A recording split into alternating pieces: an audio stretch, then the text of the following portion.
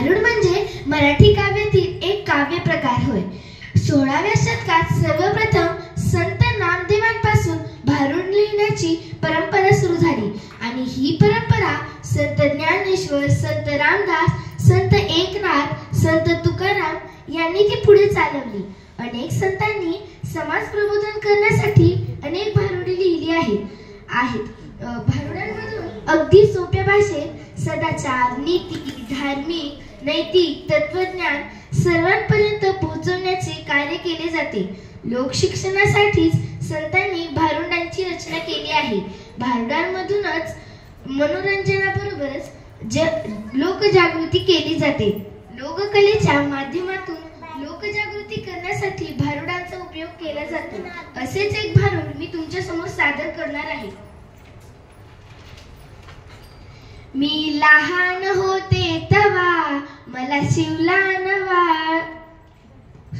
मला झगा शिवलाय नवा.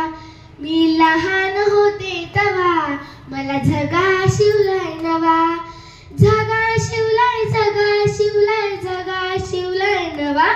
मला झगा शिवलाय, झगा शिवलाय, झगा शिवलाय नवा. मी लहान होते तवा मला झगा शिवलाय नवा, मी लहान होते तवा मला झगा शिवलाय नवा.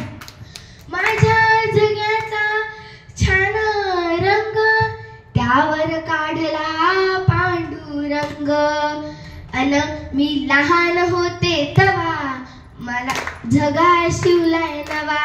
मी लहान होते तवा मला झगा शिवलाय नवा. माझ्या जगाची फुग्याची भाई त्यावर काढली मुक्ताबाई, माझ्या जगाची फुग्याची भाई त्यावर काढली मुक्ताबाई. अन मी लहान होते तवा मला शिवला नवा झगा, मी लहान होते तवा मला शिवलाय नवा झगा.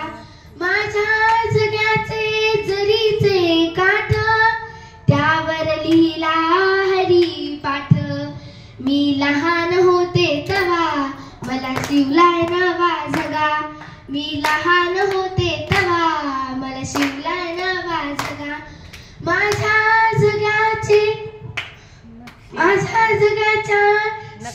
नक्षी झालर त्यावर काढिला ज्ञानेश्वरी, त्यावर काढिली ज्ञानेश्वरी.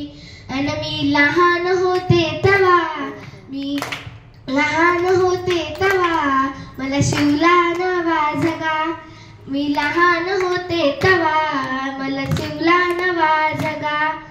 माझ्या जगाचे गोल गुंडी अन तुकोबाची निघाली दिंडी, माझ्या जगाची गोल गुंडी अन तुकोबाची निघाली दिंडी. अन मी लहान होते तवा मला शिवला नवा झगा, मी लहान होते